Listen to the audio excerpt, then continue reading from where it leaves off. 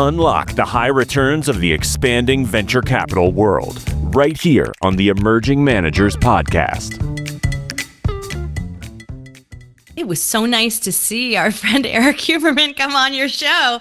And I mean, gosh, must have been like 2 years ago that we did the webinar. Now that I think about it, it was a lot longer. It seems like it was just last year, but I think it was 2 years. I know Erik and I have known each other since the time I was in Southern California. So we've been on panels together. We've done events together. We did this webinar with you, and he's had a really meteoric rise in the advertising industry, and then converted that into having a meteoric rise in the advertising investment field. Right. Well, he started out as CEO and co-founder of Hawke Media, which still exists. It's a media a marketing agency. And then he had, just about the time that we had done the webinar, he had spun off and done Hawke Ventures and really advanced it into something more than just a couple of investments. Yeah, they have a legitimate fund with some great investments, and he seems to be on the cutting edge of just about everything regarding advertising and marketing, whether it's AI, whether it's the latest trends in MarTech and AdTech. And, the great thing is he takes his vast skills and relationships in the industry, and makes that the main thesis of his investment. Well, and it's not just like a lot of the companies that come out of whatever niche it is and then move into investing in that niche usually have exposures to a handful of brands or a handful of companies or a handful of software tech. But Hawke Media has grown over 4,000 brands worldwide, and the company alone is worth more than $150 million. So that's impressive. Well, if you want to have an investor that knows how to build your ad tech company, he's the right guy. Absolutely. Well, let's hear from Erik Huberman, Hawke Ventures, and then we're going to close out and have a discussion about Hawke Ventures in general and our interviews with Erik and Clark. Welcome, everybody. My name is Scott Kelly. I am the founder of Black Dog Venture Partners and your host for the Emerging Managers Podcast. And I'm excited to bring a good friend of mine from many years, Erik Huberman from Hawke Ventures. Erik, how you doing? Good. How you doing? Awesome. Well, Erik, what I'd like to do first, before we jump into what you're doing in the venture capital space, I'd love to get some of your background of what you did prior, because it's a lot, and you have a great story. So I want our audience to hear about the genesis of Erik and where you came from. How I ended up in the venture world. So I do think it relates. I won't go too far back, but I'll start with just post college. Went into real estate a week before Lehman Brothers collapsed and the rest of the banking industry. Made $350 that year as a commercial real estate agent. About halfway through, about 6 months in, started working on an online music company that I launched a year in, and ran that for 2 years. It was basically one-on-one business coaching for musicians, and it wasn't me, to be clear. I had a bunch of great coaches, big music executives, things like that. I then built that, for a couple of years, got it to profitability, hired someone to take over, and then consecutively built 2 subscription e-commerce companies. One was a t-shirt company. The next one was a activewear brand called Ellie that's still around, ELLIE. Sold both of those and then consecutively, and then started consulting and advising for a bunch of big brands and small brands and kind of everything in between, and just saw how broken the marketing ecosystem was. So started Hawke Media, which is a marketing agency, basically outsourced CMO and marketing team to currently about 600 companies, about 300 full-time people, 11 years into it. And about a year into it, a decade ago, was hanging out with a friend of mine that had a media company that we had done some media buying from. And he said, we're pivoting to e-commerce and we want you to be an investor in our pivot in our company. And I was like, listen, I spend my time on this risky stuff. I don't need to put my money into it too. And he said, oh, I'm not asking you, I'm telling you, it can be a small check, but you got to be in here. I was like, all right, fine. So I gave him a small check, and that company became a multi-billion-dollar company. And I went, I should not be so stubborn about these investments. So I started angel investing. And about 3 years into that, 3 or 4 years, and I had made so many angel investments, but we were also doing a lot of sweat equity deals where we would take equity for marketing services into businesses. Mm-hmm. And I brought in someone to help manage all that. And after about 6 months, he goes, listen, your investments are doing really well, but these sweat equity deals, the problem is there's almost negative buyer selection where those businesses that are willing to give you a chunk of their business to do marketing don't value their own business. They're not valuing their own equity if they'll just give you 10 or 20% of their business to be their marketing partner. And so that because of that, he's like, we should stop doing that and just write more checks. And I'm like, well, I don't have unlimited money. And that's where the idea of raising a fund came from. So we raised our first fund, closed it in 2021. It's done really well. Our first fund, it was a $5.6 million fund. And then we closed our second fund a year ago in February of 24, which is a $20 million fund, all focused on marketing technology, commerce tech, all the tools we use. And yeah, I'll get more into my views of venture, but that was what kicked this off, and it's done really well. We've been in some of the biggest, marketing technology companies, a lot of the biggest ones, period. Well, let's talk about the fund first. Let's talk about fund thesis. Talk about what you look for in entrepreneurs, where you're investing, and some of the trends you're seeing going forward. But I think it's important to say I'm also an LP in 8 different funds, and I have a cash flow business too, so I've been able to build that side, and then I have a whole family office on the real estate side too. So I'm very investing in a lot of different things, and I actually think venture as an asset class is a pretty terrible asset class, because if you look at even the top decile of returns, they don't beat a lot of the more stable investment classes. You're better off, I just saw something, which this is ridiculous, but if you invested the past 20 years in the top 5 tech companies, you'd have a better return than any venture fund in the world. So you invested in Nvidia and Netflix and Google and Microsoft, so knowing, but that's ridiculous. Good luck picking those 5 stocks 20 years ago. But it's, but even the S&P 500, I forgot the average returns of the top decile, but again, they're not really risk adjusted when you average it out. So what you need is a very specific phase of a very specific fund, because there are individual funds. I won't name one, but one fund that I'm very familiar with, they have a 32% IRR in the past 20 years. So they're absolutely, private funds crushing it. But what I've seen is there's 2 ways to identify those funds. The one is really hard to do up front, which is, are they just brilliant people? And it's really hard to sit in a room and meet with a fund, even if you spend a year with them and go, these people are brilliant, I'm going to give them money. I've invested in one fund like that, and I did it 3 to 4 years into the relationship with them before I gave them money, and they're brilliant. And I'm really confident and I, of course, invested in the worst, economic time for venture investing in 20 years. And I still think I'm going to have a really good return with those guys. So that's one of them. The other one is, what incredible unfair advantage does this fund have? And that can come in a lot of forms. And so back to our fund thesis, we have 600 companies we currently run marketing for. We're bringing on 30 to 50 new companies every month.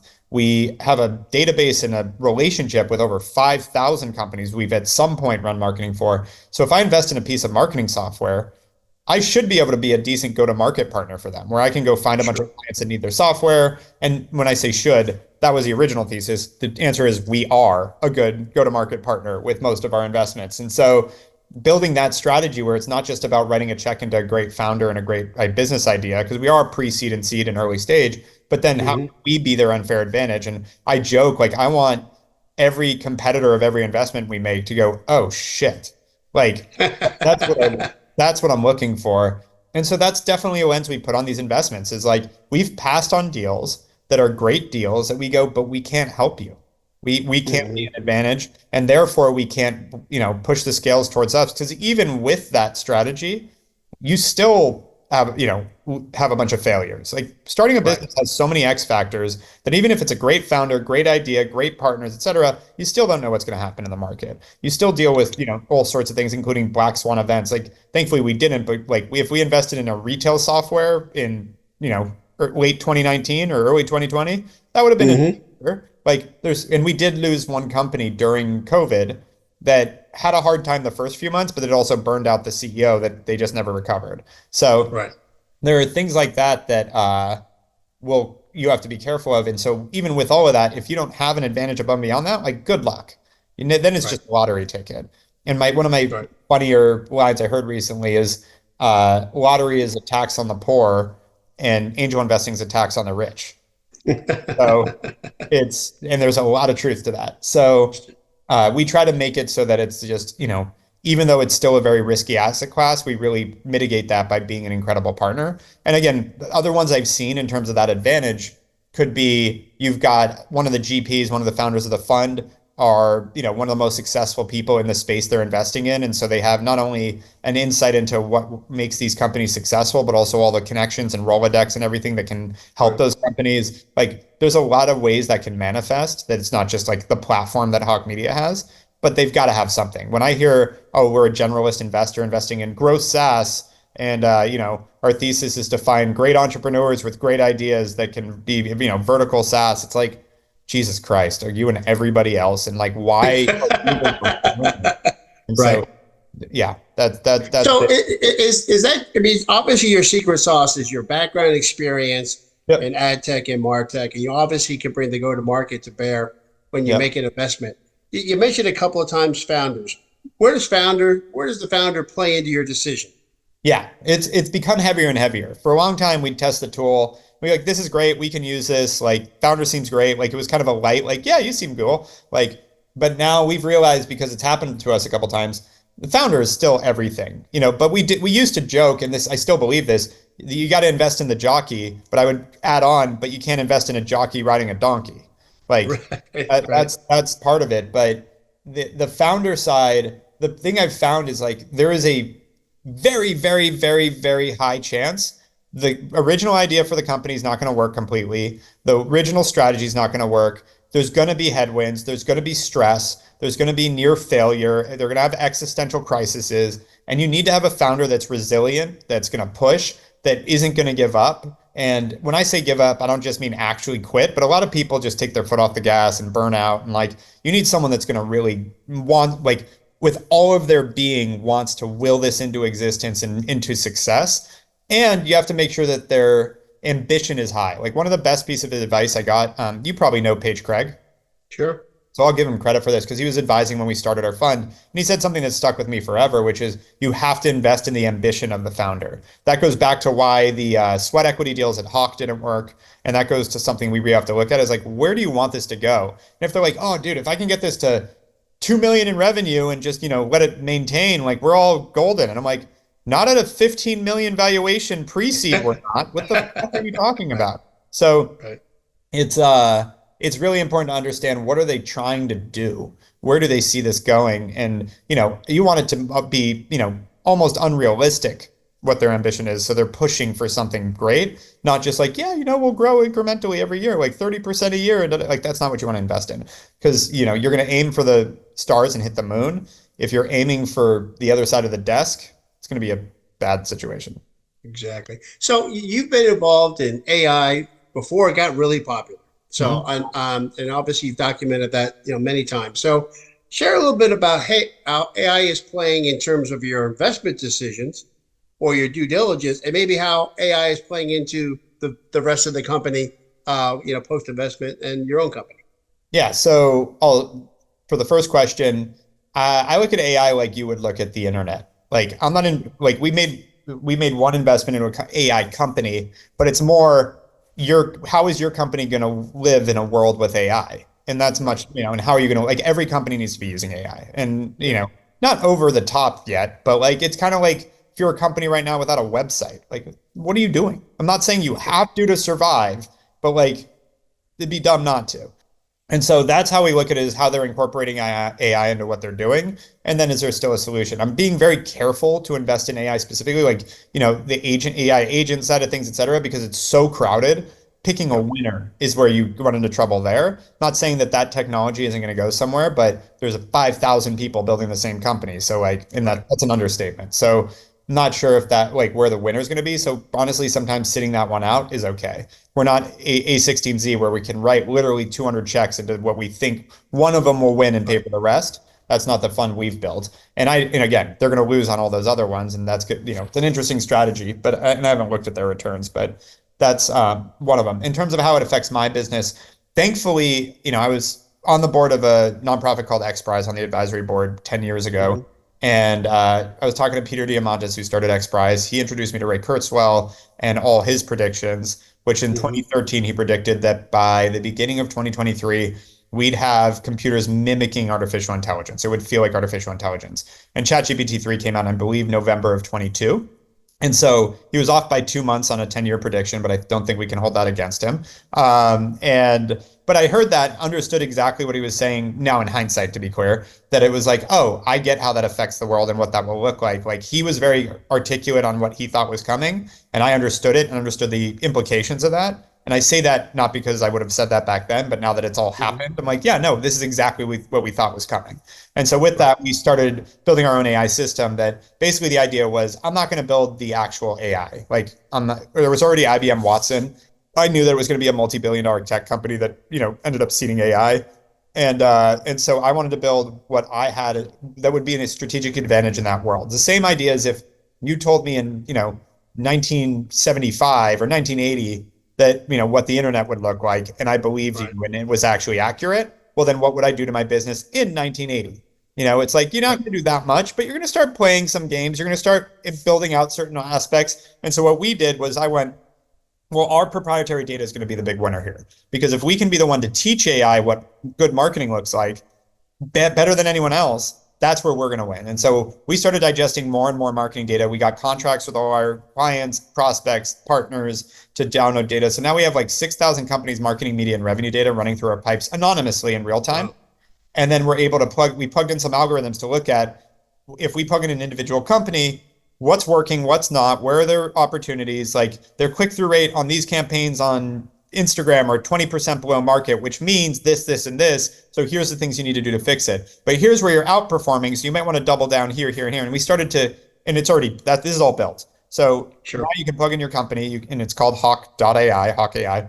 You can plug in your company, look at all those things, and then immediately see, here's where my opportunities are, here's where I need to focus, here's the low-hanging fruit, and we even quantify the numbers. Like if you got this to par, to average, this is how much money you would unlock. So if you're underperforming in certain areas, we can tell you if you even perform at average, this is how much that's worth to you. That being said, that's where it is now. And right now we're playing with the user interface, making it easier to read, easier to digest that stuff, while we kind of wait for AI to get to the point where we can plug AI in and it can just make those changes. So instead of telling you your copy on this headline is, causing you to have a lower click-through rate, it's like, this is this way because of this. This is what we think you should change it to. Do you want us to change it? Yes. Right. Go. Is that platform also helping you in terms of due diligence of companies you're looking at? Can you plug that into and determine, okay, we can, now we have a quantifiable way to determine how we can be helpful to this company? So yes and no, because the way we're helpful to our investments is not doing their marketing. We do that too, but it's the strategic partnership. So it's more the better due diligence we do, frankly, is we go use the product on our clients and see if we like it and the team likes it. And like that's more important.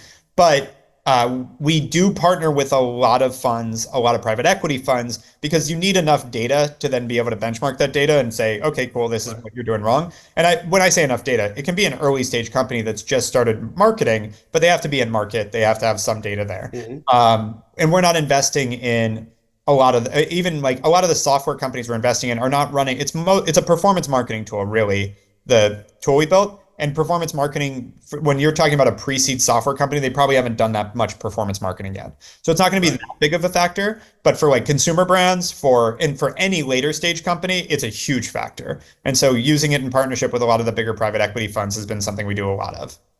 Oh, fantastic. So you alluded to some of the great success you had in Fund 1 and Fund 2. Can you shout out any of your success stories that you've had in Fund 1 and Fund 2?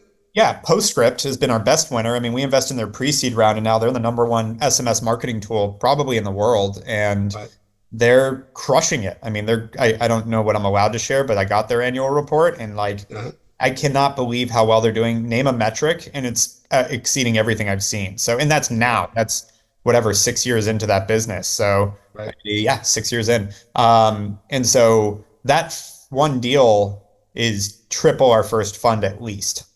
And so that's a great one. Sidecar has been another good one. Super Affiliate's another good one. Instramatic is a really fun one, which is like voice advertising and a lot of interesting, really advanced marketing strategies. The most recent one, I don't know if they've announced yet, so I can't say, but I can say that we have a portfolio company in our second fund that is about to close or has closed the largest Series A in history. Wow. So congratulations. Thank you. And we were in their pre-seed. They're like, friends and family, you want to throw some money into this? I have this idea. And I knew the founder very well. We had a company together. We were a partner on his last company, and we threw some money in. It was a I would say at the time, kind of a harebrained idea, but it was one of those, that was a jockey bet. That was like, you know what? If this works, it's massive. And you're the one that could make it work. So let's see what happens. And Right. now it's working. So it's like they did it. I mean, there's still a long way to go, but they really pulled out a lot of the hard parts are done. And so, yeah, we've got a lot of good ones because thankfully we know the space. When we see something, we can be so quick to be like, that's not interesting. Or, oh, actually, that's something like right now, just being transparent, like looking for AI optimization tools because AI is replacing search pretty quickly. So now instead of SEO, you need AI EO or whatever they're calling it. And it's like, okay, so someone's going to have a tool that people are going to want to use for this. Who's building a good tool in it? That's been one. Retail media is really on the uprise. We're looking at some retail media partners and what we can do there. And then I do like physical still. We were looking at businesses that help with like CPG rollouts in store and things like that. And, we're always looking at like where are the pain points of our clients and who is solving those, and can we back them, bring them a bunch of clients, and go from there. Awesome. Let's talk to potential LPs for a couple minutes. So, first of all, maybe share a little bit about the makeup of the LPs that you have currently. Yeah. So our anchor is Bank of California, which was their first and only venture investment when they passed what's called the Volcker's Rule, which allows a bank to invest directly into a fund. Had a relationship with them, like them, literally just happened to have a lunch with them the day we finished the deck for Fund 2. And we were just talking about partnering in general. Like, how can we send business to each other? We should switch our banking over. And we did, and all these things. They've been great partners. And then they went, well, what's your most important priority right now? And again, it was the day I finished the deck. So I was like, honestly, it's to raise this fund, turn into a full conversation, which turned to them anchoring it. Other than them, it's, some high net worth individuals and family offices that we know in the area and like relationships that we've had. And it's a lot of people from our space, founders of e-com companies that sold and exited, agency owners, people, strategic LPs, honestly, in a lot of ways that come from the space and understand what we're doing. And it's a lot of my relationships in that sense. Fantastic. So now to potential LPs, my understanding is you have another fund that you're going to be launching soon. So why your fund? Why now? Again, it's funny. I'd say you want to have exposure to the venture side of things for that higher reward. Like you don't want the exposure to that risk. You want the higher reward. And like, if not, you're going to, if you're going to have a hard time beating the S&P 500 if you're playing with alts and not taking some risk in certain things. And so then it's about finding where can I get the high reward with mitigating the downside risk that causes me to lose everything, because that's really the downside of going into venture. And so to me, it's not investing in sort of the venture index funds, because then you might as well be in the S&P 500 from what they've performed at. And so it's finding partners that have an unfair advantage on the upside, but also can mitigate the downside of exploring venture. And for us, like we can lead rounds, not because we just have conviction or because we have, money, a big enough check to be the leader, which is what most funds sit on. It's because we don't really care if another fund likes a deal or not. We're going to go try it, use it. And there are very few companies in the world that have the insight we do into these tools and where they're needed and where they're not, when it's like not an issue. And so we're able to do that in a way that, again, we're going to have a lot less losers, and it allows us to be open for those winners. So like you get a lot more at bats in that way, because you don't end up with something that you're like, well, that never worked out. Oops. Like, it's like we do enough diligence that we're pretty confident there's going to be a market for it. How big that market is, we can try to anticipate, and we can, posture all we want, and just like anyone else, but we at least can check the box that most funds can't on, is this something that people are going to actually use, which is really hard to do. I appreciate that perspective. Anything else you want to share with our listeners? Yeah, I mean, I think that it's, the nice thing is we also have a large GP contribution. So back to the whole thing is like, again, I don't necessarily like the venture asset class if you're just talking about it broadly, but I do think that we've now proven it out. We had this thesis 5-6 years ago that now has proven out that it turns out if you have an advantage like this, like there's so much that we built out in this ecosystem now that like, it's not only just, we know how to invest in a company because we try it and test it and use it, and then we can onboard a bunch of clients and really get them to market quickly. We've also now built such an ecosystem that if we invest in a piece of marketing tech, we also bring them into that ecosystem where it's like, if you're now the go-to, let's take Postscript, they're the go-to SMS partner. Well, we already have a relationship with Shopify, with Klaviyo, with all these other MarTech companies that now they're the go-to partner for that. So we're not their only partner. We introduce them to everyone else. So now they're all feeding each other. And it becomes this moat, because you're either on the inside or outside in that sort of ecosystem, the Shopify ecosystem. And if you build the next SMS partner, but everyone already likes Postscript because we put our stamp on it and then everyone else does, that becomes another interesting sort of moat that's been really powerful for us that we really invest in, frankly. I appreciate that. So obviously you're all over the media and all over social media, but for those who don't have access or are too lazy to find out, where can they learn more about you and Hawke Ventures? Yeah, I mean, HawkeVentures.com. That's easy for the venture side. And then me, I'm just @Erik Huberman on any social. So pick your poison. I'm pretty easy to find. Fantastic. Erik, thanks for being on the show today. I appreciate it. Absolutely.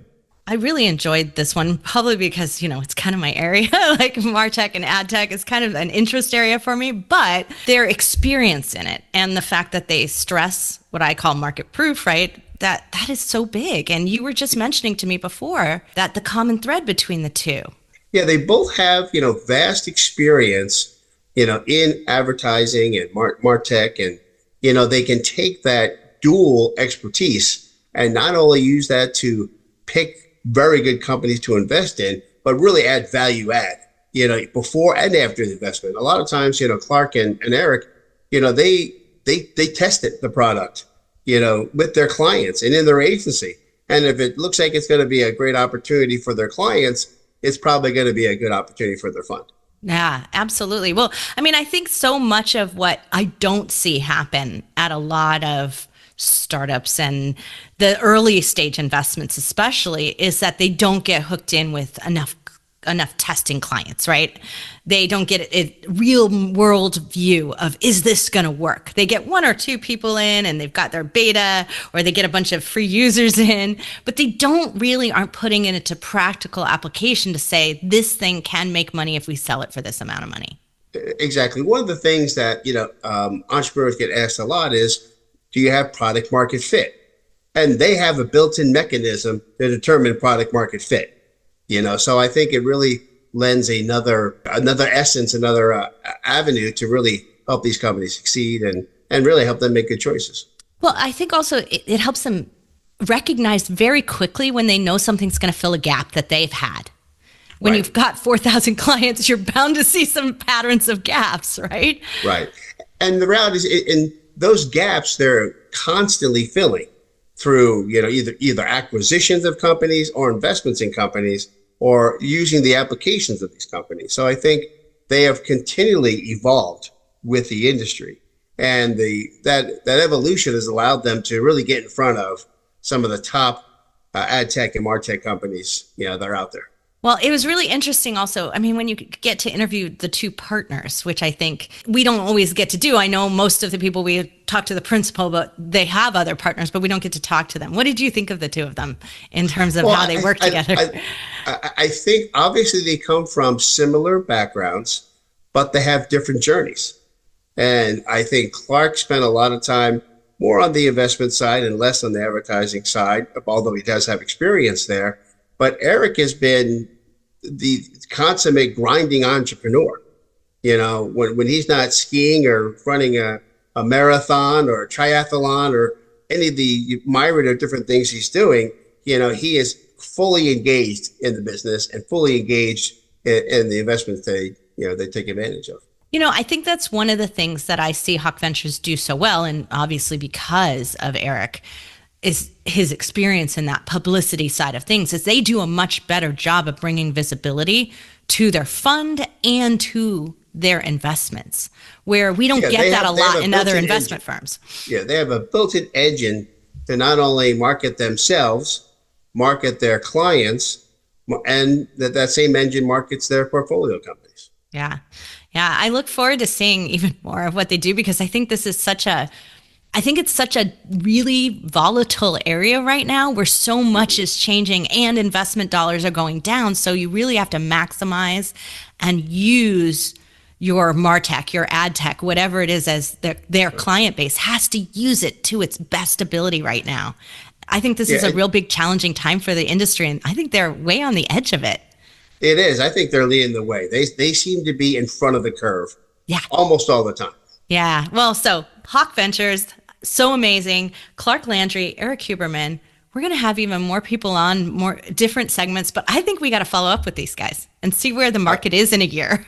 Absolutely. They're a news and a PR machine, so I'll plan to talk about it. Join Scott Kelly, Tracy Hazard, and their high-performing capital fund manager guests next week on the Emerging Managers podcast. Don't miss our upcoming virtual and live VC Fast Pitch and podcast events. For more details, background on our guests, or an application to be our next guest, visit emergingmanagerspodcast.com. Don't miss out on shaping the future of venture capital and entrepreneurship with us by joining our robust community of innovators and investors today.